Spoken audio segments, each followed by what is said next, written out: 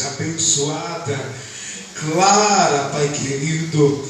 Fala através do coração, na mente, na alma do teu Filho, meu Senhor, aos nossos corações. Que não seja Ele, mas o Senhor falando através dos lábios dele nessa noite. Usa Ele com graça, com discernimento, com sabedoria e com a unção do teu Santo Espírito. É o que eu te peço e te agradeço nesta noite, em nome de Jesus. Amém.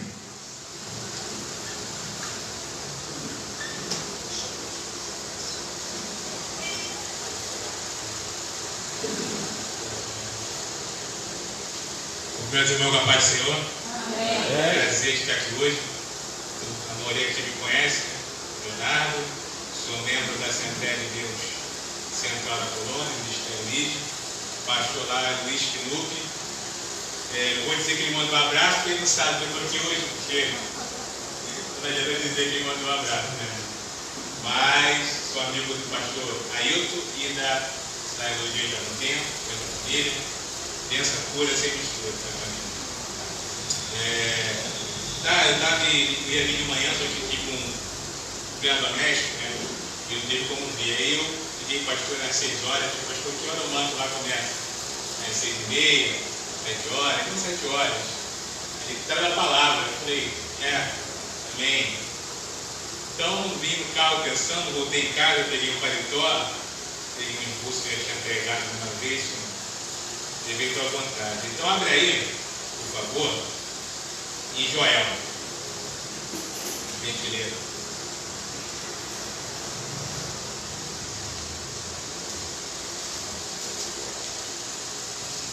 Joel, capítulo 2.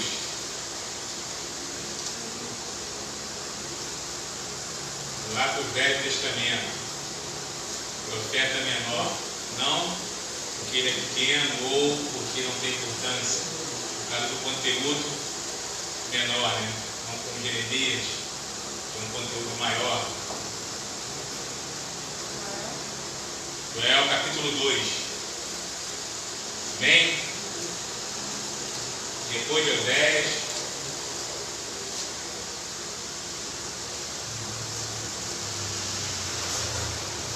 Profeta menor.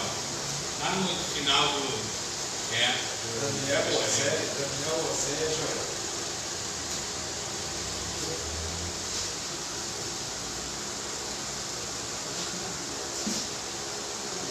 Amém? Daniel, Oséias, Joel, capítulo 2, marca o versículo 12 e 13.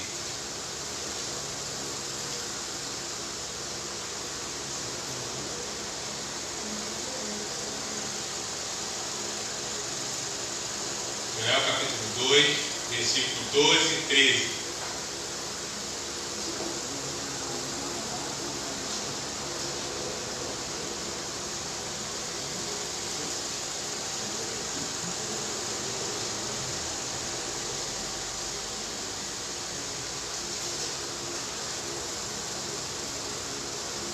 Amém?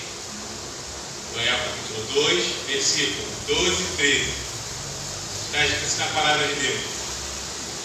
Ainda assim, agora, mesmo diz o Senhor, convertei-vos a mim de todo o vosso coração, e isso com jejuns, com choro e com pranto. Rasgai vosso coração, e não as vossas vestes, e convertei-vos ao Senhor, vosso Deus, porque Ele é misericordioso e compassivo e tardio em graça, e grande benignidade, e se arrepende do mal. Pode sentar, por favor, meu Jesus. Amém. Então, como vem falando, o pastor me comunicou e eu falei, Senhor. Então, orei no carro e voltei em casa e peguei esse curso de Joel. E falar do livro de Joel, como falei, ele é um profeta menor, não porque não tem importância, mas pelo conteúdo. Tem um conteúdo menor, já como Jeremias, né? Como outros dias maiores, Daniel.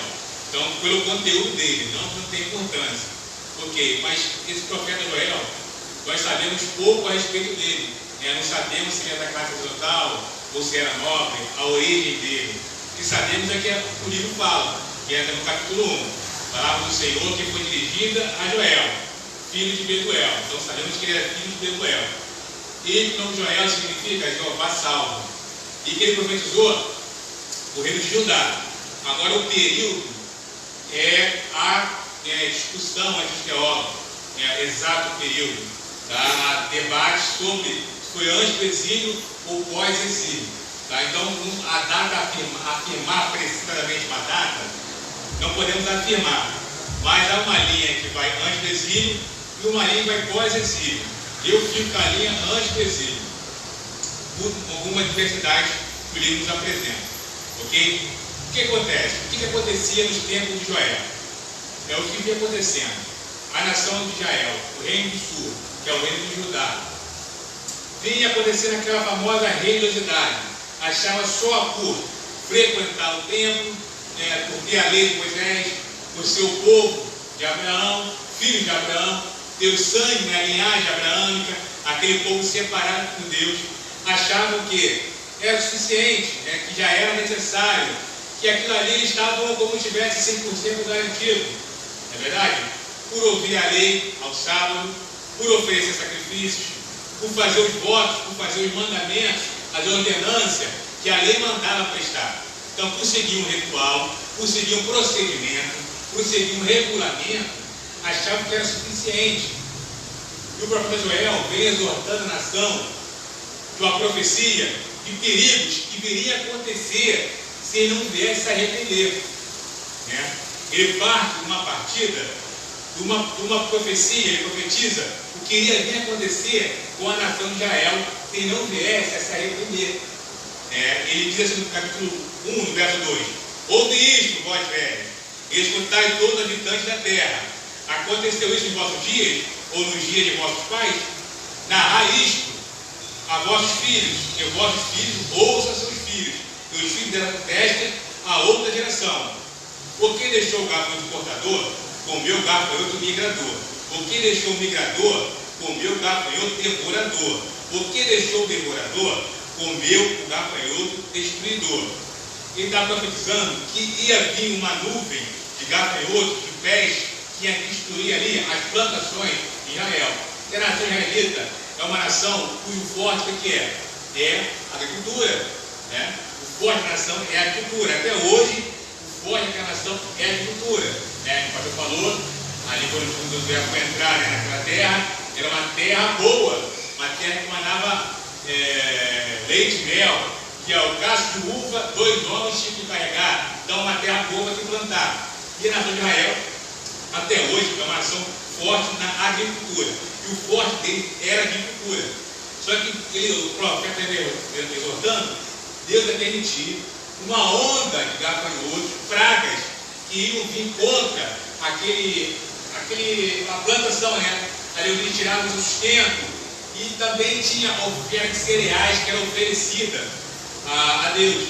Então Deus se vocês não se arrependerem, se vocês não se consertarem, Deus vai permitir que venha uma onda destruidora. E era as seguintes ondas: o gafanhoto portador, o gafanhoto migrador, portador. Um diz aí que vai entrar hoje, prega lá em Marquês, que vai entrar na tua casa e vai ser o Deus. Não, gafanhoto realmente é um animal, gafanhoto. Ele vai permitir que aquele animal viesse das plantações e destruía a plantação deles. E havia seguintes ondas desses animais. E hoje o coronavírus, por exemplo, estão passando pela primeira onda. Os cientistas dizem que vai ter a segunda onda e até uma onda mais forte. Então o profeta vem exortando a nação israelita que Deus vai permitir que essas pragas iam vir para destruir, para tirar sua fonte de sustento. E ele fala no verso 5: que é Deus, despertai-vos e chorai, uivai todos que me viviam por causa do gosto, porque esta é retirada da vossa boca. Quer dizer, as plantações de uva deles iam perder. Então, todos que me viviam, que nós não estavam bêbados, afundando na moralidade, na prostituição. E ao templo ofereciam sacrifício, saía de lá e levava uma vida como não fosse com um propósito sincero. Era só um arrependimento exterior, né? Então se preocupava em mostrar o exterior. Fazia o voto, ia ao templo, levava para a oferta de sacrifício, o cereal, fazia o que a lei mandava, mas o coração estava voltando para os ídolos, né? Para as paixões, para outra direção. Então, olha, os bêbados devem o vinho para se embriagarem, o moço quer se embriagar, os estérios até cair no chão, até ficar bêbado. Olha só o que vai acontecer, olha que Deus vai permitir que aconteça. Deus vai permitir que venha pragas, que venha destruir a nação de Israel, que venha ali tirar sustento. Olha só, mulheres, chorai, se arrependam, proclamai o jejum santo, proclamai o jejum. Jejum tem um conceito, mas sabia? De se arrepender, proclamar o jejum santo. Ele fala para os anciões, os líderes, preste atenção, olha o que está acontecendo. Os líderes estão tirando, não estão fazendo o ensinamento correto da lei. O povo vem se desviando, o povo vem sendo religioso, acha por cumprir a ordenança, por ir ao templo, né, cumprir aquele propósito, o tempo que mandava pela lei, era suficiente. E saíam do templo, iam fazer imagens, se curvar a imagem, se levar à imoralidade, se afastar de Deus sim com o coração. Então o profeta vem exortando a nação, cujo sobre isso, ele chama a atenção da liderança, aos anciões, acordem, prestem atenção à liderança, traz para a igreja hoje, liderança na igreja evangélica no Brasil, acorda, vocês estão dormindo, a igreja se perdendo, a igreja acha, os cristãos de hoje, sendo preparados somente para frequentar a igreja, meros frequentadores de igreja, liderança, acorda, a igreja se perdendo, achar só a purinha da igreja, cumprir o ritual, a ordenança, participar da ceia, participar da EBD, não faltar um culto, que terça doutrina, eu estou lá, quinta é culto público, eu estou lá, EBD, eu estou lá, a ceia, eu não falto, mas o ensinamento para a igreja, a mensagem verdadeira, que é se arrepender, a mensagem de Jesus, quando ele chegou no ministério, ele fala, arrependei-vos, que é chegado o reino dos céus. Não tem super-homens nem super-mulheres, é verdade? Todos me propícios a escorregar, cometer delitos, cair na lama, mas quem gosta de lama e quem fica na lama é o corpo. Então todos são propícios, não há homem perfeito e não há mulher perfeita. A mensagem de Jesus é arrependei-vos, que é chegado o reino dos céus. Então o profeta vem chamando a nação a arrependimento, proclamai o jejum santo, se arrependam, anciões, liderança, acorda que o povo está se perdendo. Deus vai permitir que venha pragas, né, que venha destruir aí a fonte daquela nação. E um exército iria destruir aquela nação. Podemos entender que era o exército da Nabucodonosor, que ia acabar, ia levar para o exílio. E ele caiu com 70 naquele exílio na Babilônia. Ia só remanescer um bocadinho daquela população. Então, o profeta chama o quê? A exortação, para o povo acordar. E ele fala, no verso 12, capítulo 2, ainda assim, olha só, ainda assim agora mesmo, quer dizer, ainda assim quer dizer o quê? É assim, ainda assim, ainda que vocês aprontaram tudo isso, ainda que vocês mostraram somente o exterior, mas o seu coração está longe de mim, você me honra com os lábios, mas o seu coração está longe de mim, ele diz, ainda assim agora mesmo diz o Senhor, convertei-vos a mim. Convertei-vos quem? Convertei-vos a mim, quer dizer, apesar de tudo que nos aprontarem, agora mesmo diz o Senhor, convertei-vos a mim, de todo o seu coração, e isso com jejuns, e com choros, e com pranto, quer dizer, presta atenção, convertei-vos a mim, Deus fala, convertei-vos a quem? Convertei-vos a quem? Ao pastor da igreja? Não, convertei-vos a Deus. Não significa se converter ao pastor da igreja. Quer dizer, por exemplo, um exemplo. Eu já estou naquela igreja por causa do pastor Ailton. Ou eu já estou naquela igreja porque João, né? Porque o João está lá. Eu estou lá por causa do João. Ou eu estou lá com a da Lourdinha. Não é converter-se ao pastor da igreja e nem aquela pessoa que está contigo ali. Não, eu já estou aqui porque ele não tiver, eu não estou. Não. E Deus fala, convertei-vos a mim, não ao que? A liderança, não a pessoa, converter a Deus, converter com todo o teu coração, com toda a tua alma, com todo o teu entendimento, entendeu?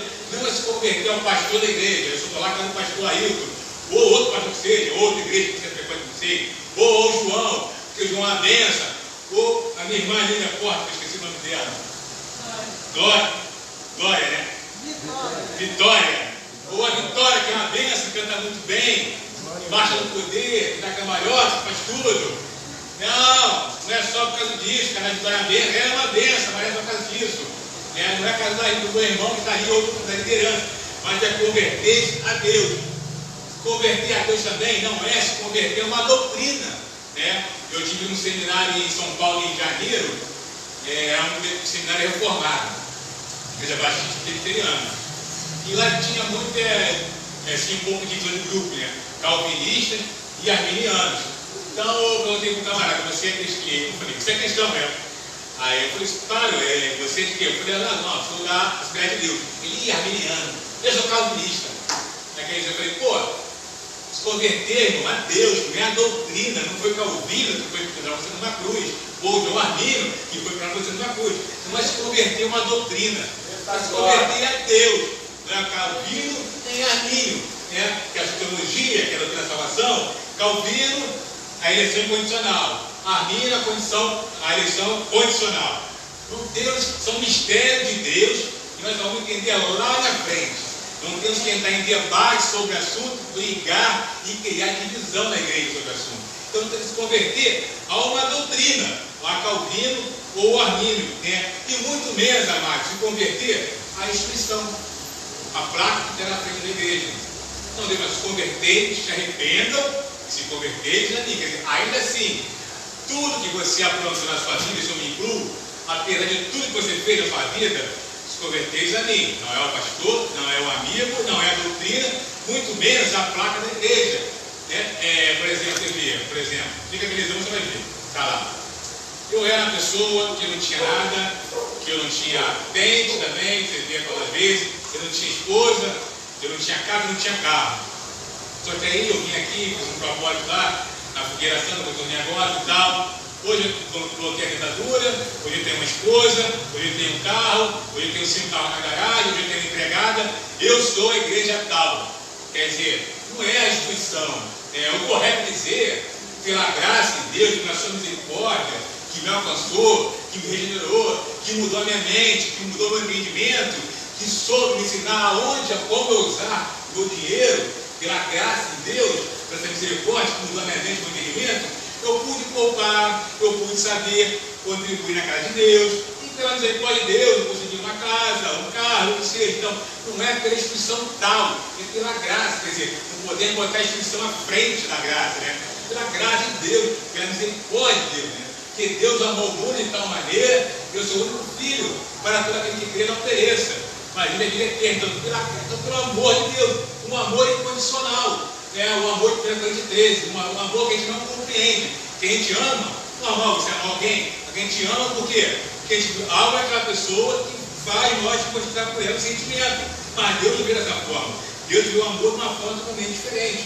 Então, quer dizer, por esse amor de Deus, por essa misericórdia de Deus, pela essa graça que eu conquistei alguma coisa. Não foi graças à igreja tal, graças ao pastor tal, graças à placa na frente. Não é a placa que vai salvar alguém. Placa de igreja não salva ninguém. Não é verdade? Se reunimos como igreja para crescermos na graça e no conhecimento de Cristo. Não é verdade? Mas não é a placa da igreja. Então não é converter a instituição, não é converter a doutrina Calvino ou Armínio, não é converter o pastor ou a pessoa que está contigo ali do lado lá, é converter a Deus. Jesus, quando foi colocado à prova ali pelos fariseus, e foi perguntado a ele qual era o maior mandamento. Foi perguntado, qual é o mandamento? Qual é o maior mandamento? Deus falou: amarás o Senhor teu Deus de todo o teu coração, de toda a tua alma, de todo o teu pensamento, do teu entendimento. Então, converter-se a Deus. E amar o Senhor teu Deus de todo o coração.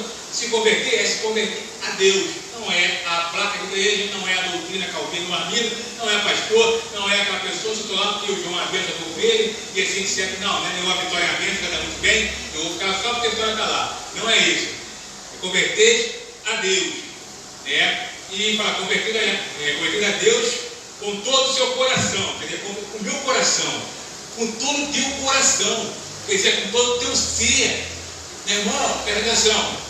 Hoje estamos passando muita pandemia aqui, o coronavírus.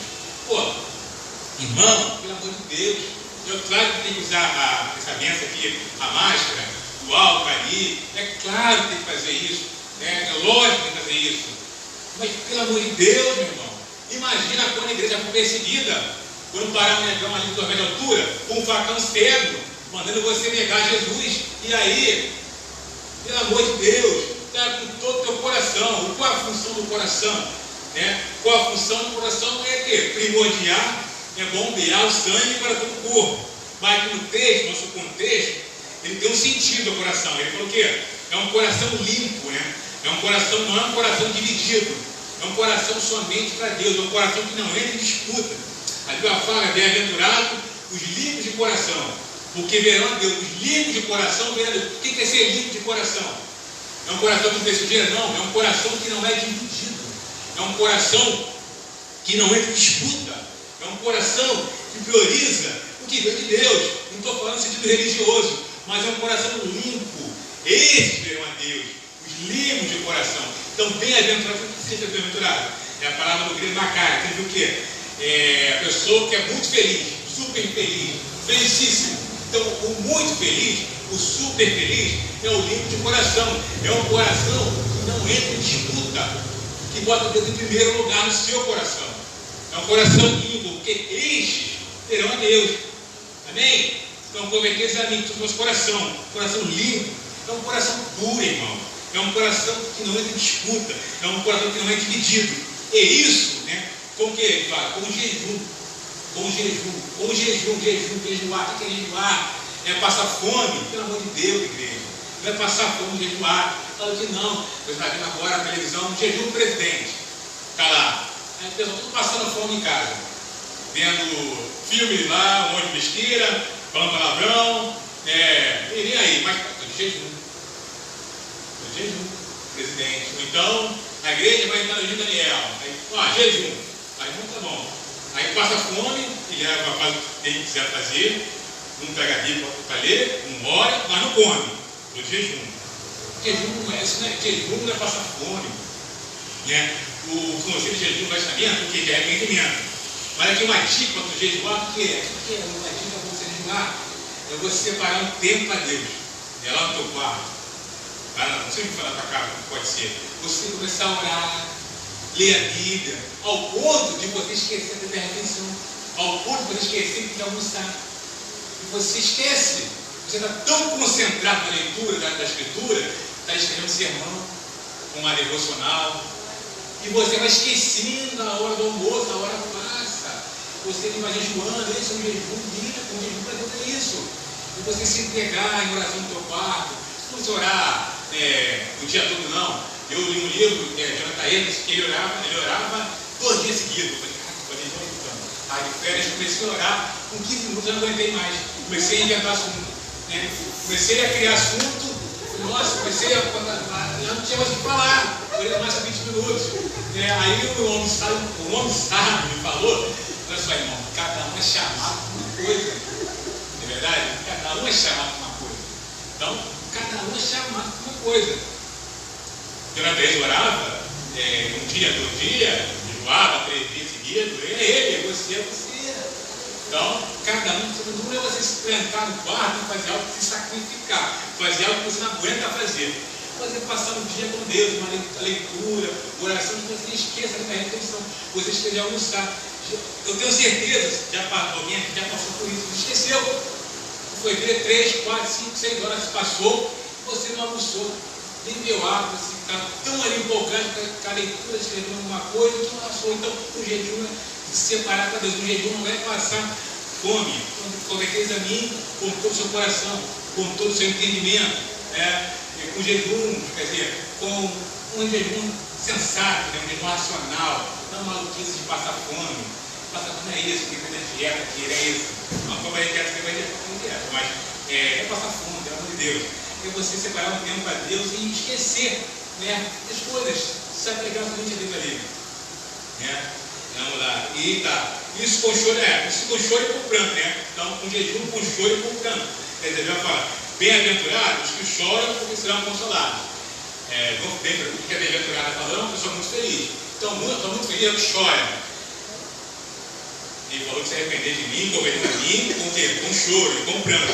O que chora é o chorão que vem na guerra e chora. Não é isso.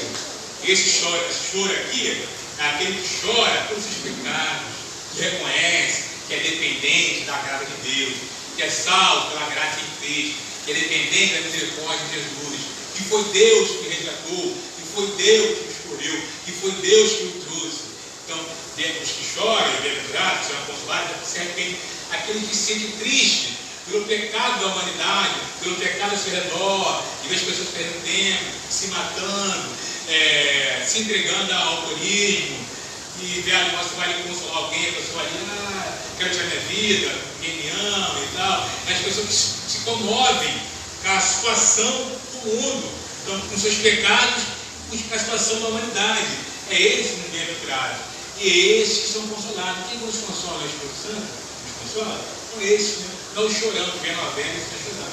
Não é isso. Então, vai se arrepender a mim, com todo o coração. Quer dizer, com todo o teu ser, com a tua sinceridade, com o teu entendimento. Né? Obedeça a mim, com todo o teu coração, com jejum sadio, um jejum onde você se separa do dia para Deus. Com choro, esse choro, um choro sincero de arrependimento. Não é ficar, é só o exterior, mas sinceridade com Deus. Realmente, Senhor, eu sou salvo, graças a Deus, pela sua graça, Jesus, por meus meios, por mim próprio, eu consegui te salvar. Então, esse é o que reconhece que a sua salvação depende de Deus. E no verso 3 ele fala: rasgai o vosso coração, rasgai o vosso coração, e não a vossa veste. Convertei-vos ao Senhor, o vosso Deus. Quer dizer, rasgar o seu coração, e não a vossa veste. O que é isso? Ele fala, isso aqui é interessante, O judeu ele tinha o costume de dar um sinal de arrependimento, ele rasgava as vestes para mostrar que estava arrependido. Então, era uma atitude exterior, criada pelo homem ali, ele rasgava as vestes para mostrar que estava arrependido. Só que o profeta, em nome de Deus, fala: rasgai o vosso coração, não a vossa veste. Quer dizer, ele está dizendo que o arrependimento não é um arrependimento temporário e nem um arrependimento fingido. Não é um arrependimento para mostrar para as pessoas que eu estou me arrependendo, um arrependimento religioso, para mostrar a minha espiritualidade. Não é esse de arrependimento. Ele fala: rasgai, dilacera o seu coração, e não a vossa veste. Quer dizer, não é arrependimento, irmão, exterior, momentâneo, para mostrar para as pessoas: olha só, irmão, está arrependendo. Aquele irmão é verdade, não é exterior, mas é o interior, é o verdadeiro arrependimento. O que é arrepender? Se arrepender é tomar uma atitude, é uma mudança de conduta, metamar no grego, que seria mudança de conduta, mudança de direção. Calma aí, mudar a direção de que é? Você está indo para uma direção, só que lá tem um precipício, então você vai continuar indo, você vai pegar outra direção. Então se arrepender, o que é? É tomar uma atitude. Como foi no princípio, aqui não tem ninguém perfeito, que não é. Então, realmente não é esperar a pessoa no meu coração para me arrepender, para me reconciliar com a pessoa tal. Não, é tomar uma atitude. Eu fiz errado, eu vou lá e reconciliar com a pessoa. Realmente eu caí na imoralidade. Errei. É tomar atitude. Não é pegar o telefone na parede. Não, é tomar realmente uma atitude de arrependimento. Eu errei, eu me arrependo. Tomar, então se arrepender, é tomar uma atitude, é um arrependimento sincero, é um arrependimento coerente, não é ato exterior, que largava a veste, não é arrependido, eu só para mostrar aquele ato exterior que estava saindo, não é arrependimento interno, que é a mudança de dentro para fora. Então ele fala o quê? Então, Deus quer o quê? Sinceridade para com ele quer uma atitude nossa. Como eu falei no princípio, ninguém aqui é super-homem de ter mulher. Todo mundo escorrega e cai na lama. Mas o que é na lama, que gosta, é o povo. Então, tomar uma atitude, se arrepender. E não um arrependimento exterior, mas um arrependimento interior. Davi, como o próprio Natan chegou diante dele, contando uma parábola, para falar do pecado dele, que tinha adulterado, tinha pegado a mulher do general dele. Isso é você, Davi. O que Davi fez? O que ele fez? Ele foi lá, ponderou o profeta? Ou foi se queixar com o pai de céu? Não, ele escreveu o Salmo 51. Tem misericórdia de mim, ó Deus, segundo a tua benignidade, apaga as minhas transgressões. segundo a multidão das tuas misericórdias. Então ele tomou uma atitude de arrependimento. E deixou esse salmo lindo para nós pegarmos esse exemplo de arrependimento. Ele tomou misericórdia, perdão, ele tomou uma atitude. Ele não foi reclamar lá com um profeta, nem com o Barzena, com a esposa que ele tinha alterado, que ele tinha matado Barzena, etc. Então ele tomou uma atitude. E ele escreve o Salmo 51. Senhor, tem misericórdia de mim. É verdade. Quando nós vamos pecar contra Deus, Senhor, tem misericórdia de mim. Apaga a minha transgressão, me purifica, né? Me expurga-me, me purifica, é verdade. Então toma uma atitude. Não é se acomodar com a situação. O salvo, ele pode vir a pecar. Só que ele não tem o hábito de pecar. Ele não vive no pecado, né? O salvo, ele pode vir a pecar. Você pode vir a pecar, irmão. Só no futuro, quando nós temos corpos glorificados, aí não vai ter pecado. Mas por enquanto vai ter situações. Mas não é se acomodar. Não é por na graça, é não ser divertido. Mas se você vier a confessar, você tomar uma atitude. Você não voltar, ele tomou uma atitude. Ele reconheceu. Ele escreveu o Salmo 51. Então, tem misericórdia de mim. Tem misericórdia de mim. Se realmente reconhecer ali que eu vou pegar esse exemplo benéfico da minha. Então, tem o coração, não. Deus vai ser o nosso Deus. Porque Ele é misericordioso. Deus é misericordioso. Deus é misericordioso. E Ele é compassivo e tardio de graça. Grande benignidade. E se arrepende do mal. Porque nem que Deus vai se arrepender do mal. Não é isso. É que se você tomar uma posição, se você se arrepender do mal que você fez, da sua atitude errada, Deus vai tirar esse, vamos dizer assim, vai tirar a punição, o juízo, né? Que aqui, no contexto, vinha a punição contra ele, era o pecado. Então, quer dizer, o pecador está ali, mas ele tomou uma atitude, ele se arrependeu. Quando ele vai tirar ali, tira a punição dele, né? No sentido assim, do juízo. Tira o juízo de Deus que vem, Deus tira. Porque o pecador se arrependeu. Então, Deus não se arrepende, mas se você tomar uma posição, né? O juiz já achou o pecador, estava condenado a entrar no inferno, separado de Deus, para sempre. Porém, ele, ouvindo a mensagem do Evangelho, quer dizer, ao ouvir a mensagem do Evangelho, o coração, caraca, estou errado. Então, ele tomou uma atitude de arrependimento. Então, Deus vai frear aquele juízo contra ele, no sentido de separar de, por exemplo, o pecador, ele está separado de Deus, mas ele creu em Jesus. Então, ele tomou uma atitude, se arrependeu. Então, o juízo que estava terminado para ele, Deus tirou. Ele foi selado, ele foi promessa, a marca de Deus. Então, quer dizer, ele foi separado, né? Romanos 10 fala aqui, visto que o coração se confessa para crer, para a justiça. Quer dizer, o coração confessa para a justificação. E com a boca você faz a confissão para a salvação. Então, o juiz de Deus está no pecador. Ele se condenado. Ele se arrependeu. Então, Deus tira o juízo. Ele é selado com a marca de Deus, a marca da promessa. Quer dizer, Deus tira o juízo. Porque Deus se arrependeu. Mas Deus tira o juízo que ele vinha sobre ele. E aquele que ele falou, quem crê em mim está salvo. Quem não crê está condenado. Então, aquele que não creu, morreu sem Cristo aonde? Está condenado. Uma eternidade separada de Deus. Então, nós temos que se arrependeu, irmão. Se arrependeu. Quer dizer o quê? Ele vai, tira o juízo sobre ele. Então, é se arrepender.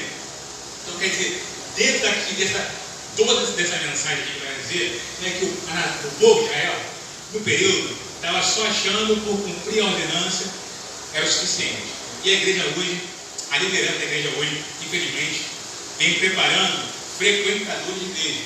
Então a pessoa acha que está cumprindo o ritual que a igreja, estar na igreja é o suficiente. E Deus fala, converteis a mim, não é a pastor, não é a doutrina, não é a pessoa que vai para o professor, não sou do lado que tem irmão falar, não é isso, mas converteis a mim, é o arrependimento, um arrependimento sincero, é tomar uma atitude, não é uma atitude exterior, não é um arrependimento passageiro, não é para mostrar para as pessoas que você é religioso ou que você é espiritual, jogar no chão, ficar orando, chorando, mas é uma atitude. Melhor pessoa fazer isso, mas está quieto, mais sincera, se arrepender, realmente reconhecer que eu vou fazer igual Davi. Então, nós precisamos de arrependimento. A mensagem de Jesus era unicamente essa. Se arrepender, eles querem chegar lá no céu. Se arrepender, Paulo pregava arrependimento. Paulo pregava tomar posse da tua bênção. Jesus nunca pegou isso também. A mensagem é arrepender, se arrepender. Diariamente, todos os passos nos conduzem ao juízo de Deus. O homem é falho, nós, com o justo que podia ter pecado. Todos os passos nos conduzem ao juízo de Deus. Então é necessário ter a consciência pronta ao arrependimento. Pegar esse exemplo de Davi, tomou uma atitude, se arrependeu. Então o momento é esse. Afinal, aqui, os sinais que vinham de uma grande destruição, que era o dia do Senhor. Não podemos falar de falta de Jesus. Não podemos falar isso. Claro que não. Mas os sinais que nós temos, os sinais para ficarmos alerta. Então é necessário ter essa consciência a se arrepender. Lembra que a mensagem de Jesus era a seguinte: arrepender-nos que é chegar ao reino do céu. Então precisamos disso, se arrepender. Amém? Se arrepender. Obrigado, Deus abençoe.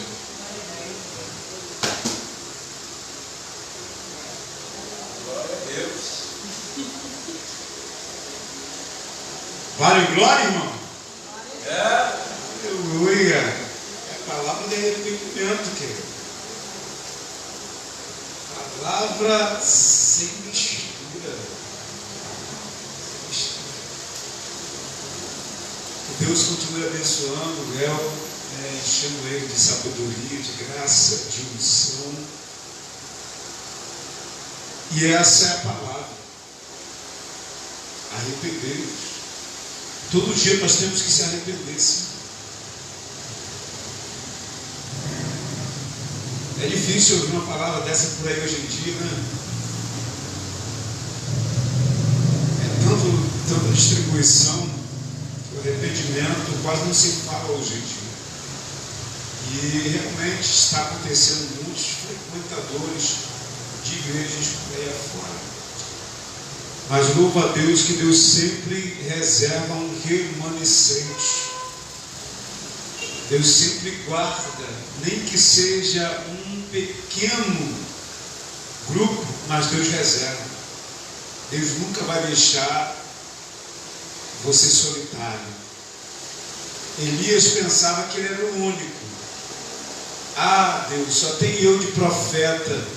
Os demais morreram tudo, mataram todos os teus servos, profeta. Só ficou eu. Deus olhou para ele. Quem falou para tu? Quem disse? Tem 7.000 reservados lá, Elias. Deixa de ser bobo, rapaz. Eu guardei 7.000 lá. Tudo lá guardadinho. Escondidinho. Sendo guardado a pão e água. Tu acha que tu é o único? E deixa eu falar uma coisa para você, crente. Se tem algum crente mamadeira por aqui, pode largar a mamadeira, tá? Crente mamadeira, Márcio, é aquele crente que... Mano, não olha assim para mim não, filho, não, que eu vou falar com o pastor, tá? Eu não gostei desse pregador, ele falou que a gente é só frequentador, não gostei, vou procurar outra igreja. Esse é o crente mamadeira, que falar com ele e dar o piti, né? Não aguenta muita coisa não. E graças a Deus aqui não tem isso, né? Deixa eu falar uma coisa para você. Tem um texto de Isaías 58 que fala sobre o jejum, né? E Deus fala assim: olha, levanta a tua voz, clama em alta voz e anuncia os pecados do meu povo.